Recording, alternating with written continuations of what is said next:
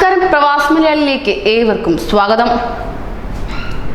നമ്മുടെ പ്രവാസികൾ ഏവരും തന്നെ മനസ്സിൽ ഒരുപാട് പ്രതീക്ഷകളോടെയാണ് ഗൾഫ് രാജ്യങ്ങളിലേക്ക് പോകുന്നത്. അതുപോലെ തന്നെ സ്റ്റീഫൻ മത്തായി 27 വർഷങ്ങൾക്ക് മുമ്പ് ബഹ്റൈനിൽ എത്തിയിരുന്നു.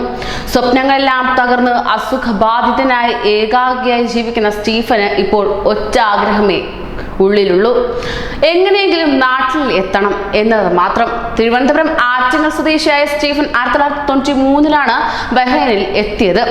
നാട്ടിൽ നിന്ന് കടം വാങ്ങി ഏജന്റിന് 250 ദിനാർ കൊടുത്താണ് വിസ സംഘടിപ്പിച്ചത്. ഹിദ്ദിലെ പെയിന്റിംഗ് കമ്പനിയിലായിരുന്നു ജോലി. കൂടെ 7 മലയാളികളും ഉണ്ടായിരുന്നു. കഷ്ടപ്പാടുകളോടെയാണ് ജീവിതം തുടങ്ങിയത്. 3 മാസം ജോലി ചെയ്താൽ 1 മാസത്തെ ശമ്പളമാണ് കിട്ടിയിരുന്നത്. 1 വർഷത്തോളം അങ്ങനെ തുടർന്നു. ഒടുവിൽ കമ്പനി പൂട്ടുകയും ചെയ്തു. പിന്നീട് പലയിടങ്ങളിൽ പല ജോലികൾ മാറി മാറി ചെയ്ത് വർഷങ്ങൾ കഴിച്ചുകൂട്ടി. ചിലപ്പോൾ ജോലിയും ഉണ്ടാകില്ല. ഇതിനിടെ താമസം മുഹറഖിലേക്ക് മാറ്റുകയും ഉണ്ടായി. 27 വർഷം പിന്നിടുമ്പോൾ സ്റ്റീഫന്റെ കയ്യിൽ നീക്കിയിരിപ്പ് ഒന്നുമില്ല. നാട്ടിൽ 2 സഹോദരിമാരും 2 സഹോദരന്മാരുമാണുള്ളത്. പിതാവ് നേരത്തെ തന്നെ മരിച്ചിരുന്നു. സ്റ്റീഫൻ ഗൾഫിലെത്തിയ ശേഷമാണ് അമ്മ മരിച്ചത്.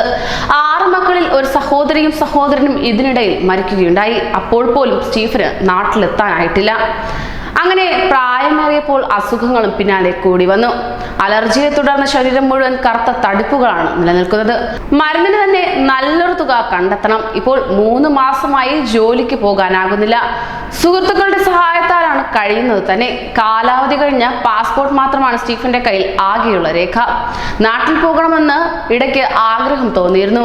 6 വർഷം മുമ്പ് ഔട്ട് പാസ് ലഭിച്ചെങ്കിലും പോകാനായിട്ടുമില്ല. ഇപ്പോൾ വീണ്ടും നാട്ടിലേക്ക് പോകാനുള്ള ശ്രമത്തിലാണ് ഇയാൾ. 6 മാസം മുമ്പ് എംബസിയിൽ ഔട്ട് പാസിന് അപേക്ഷ നൽകിയിരുന്നുവെന്ന് സ്റ്റീഫൻ പറയുന്നു. എത്രയും വേഗം നാട്ടിലെത്താൻ സാമൂഹിക പ്രവർത്തകരുടെയും എംബസിയുടെയും ഇടപെടലിനാണ് അദ്ദേഹം കാത്തിരിക്കുന്നത് തന്നെ.